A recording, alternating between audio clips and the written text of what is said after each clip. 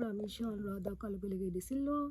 This is my presentation of perceptives in psychology that learning at learndirect study higher education diploma or PSc.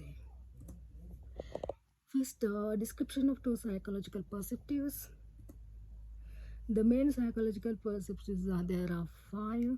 Mainly, we talk about behaviorism, cognitive psychology, psychoanalysis, biological psychology, and social psychology. If we talk about behaviorism, behavior is a result of learning either directly or indirectly. Two types of behaviorism. There are radical behaviorism, social learning. I talk about behaviors do not concern themselves so much why someone is behaving or experiencing life as they do, but place more emphasis on how to deal with the issues raised by the behavior or experiences. They use a lot of animal experiment in behaviorism, thus by scientists. Cognitive psychology looks at mental process and how we think. It covers topics such as memory, perception, recall, and forgetting. There is a science behind all of this. Seeing certain images in optical illusion is due to perception, which can be defined as experience resulting from the stimulation of the senses.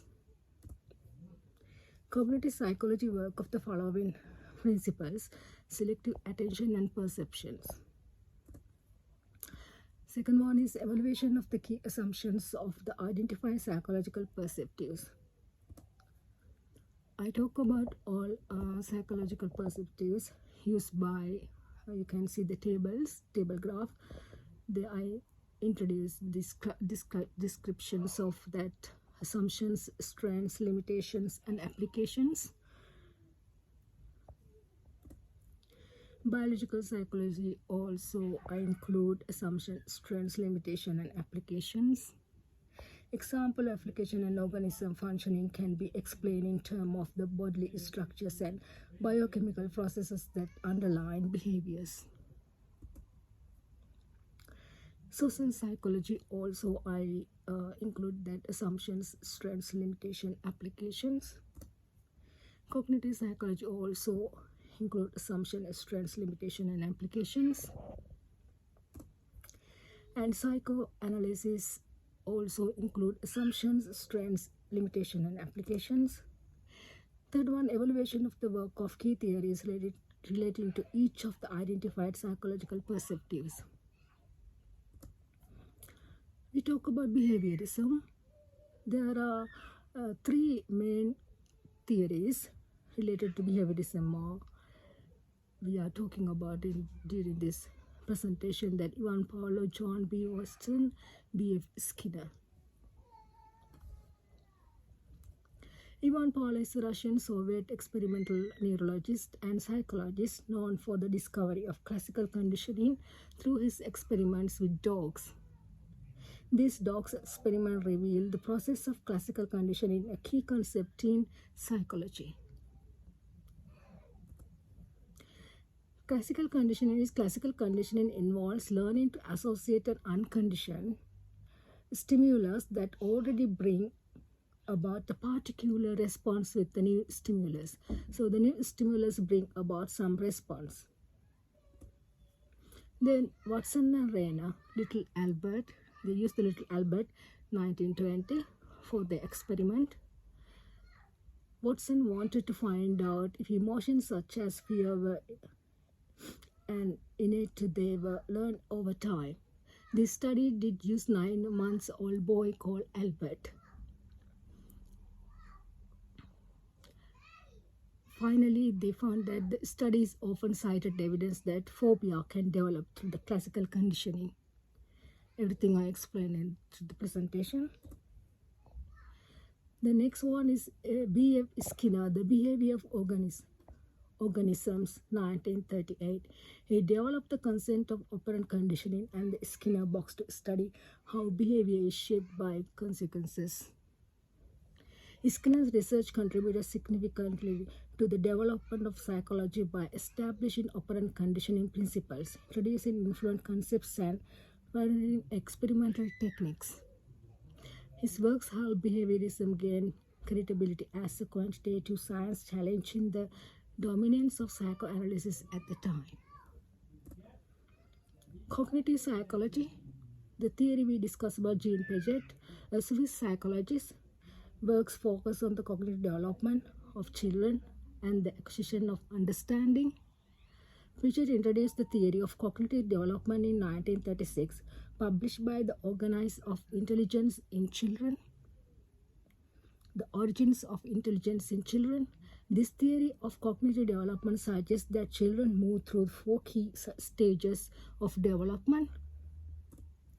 There are sensomotor stages. Second one is 2 to 7 years. Third one is 7 years to 11 years. The fourth one is 11 years and adulthood. Piaget theories, there are strengths and limitations. Strengths are history and finding have had a huge impact on modern education. Research method allow him to deeply explore how children think and reason at each stage through natural conversations.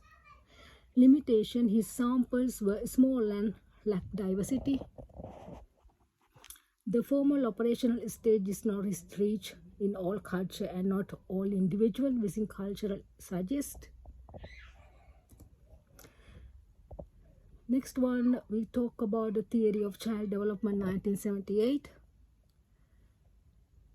And there are key concepts of this theory: zone of proximal development, more knowledgeable, other, elementary mental functions, social and cultural influences, languages, private speech.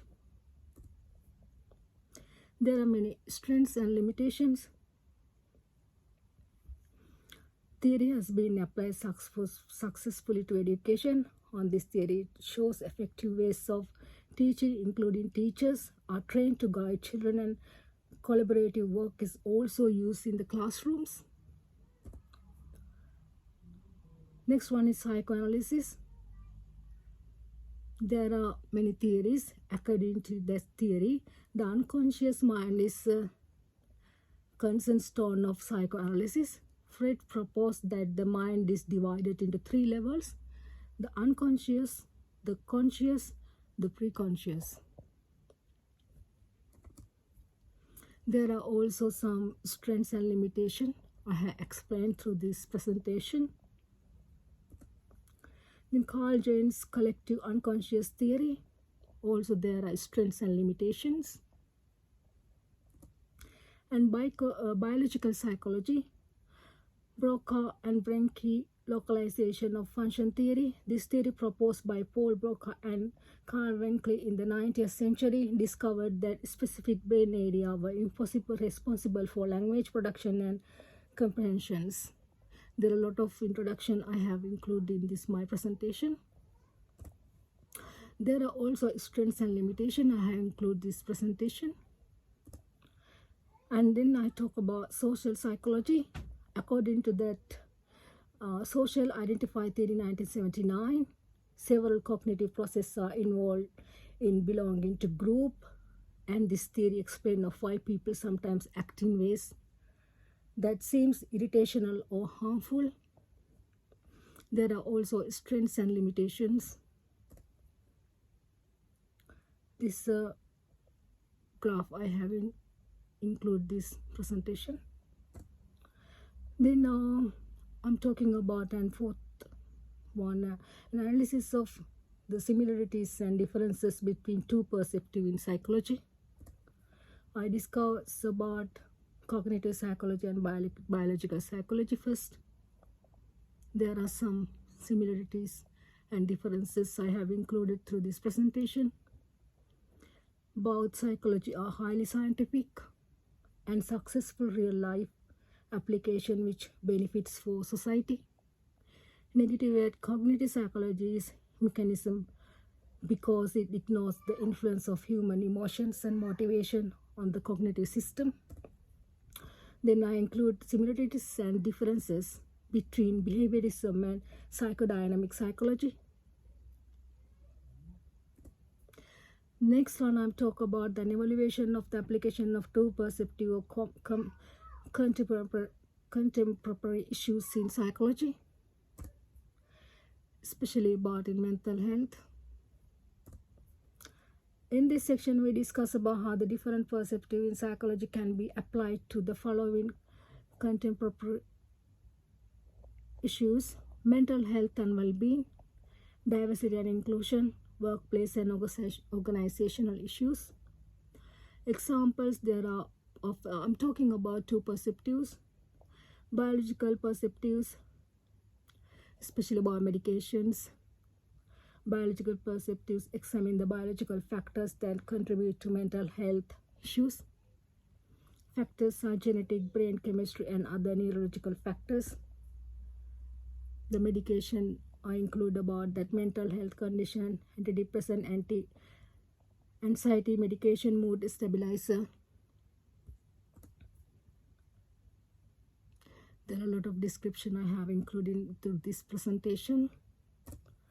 There are also limitations. Many medications come with a range of side effects such as weight gain and drowsiness. 3 may be withdrawal symptoms if the medication is stopped and abruptly. Next, I talk about behaviorism, observational learning, including impact on mental health, behavior modifications, application to well-being, healthy lifestyle. Also, I include about my conclusion, end of presentation.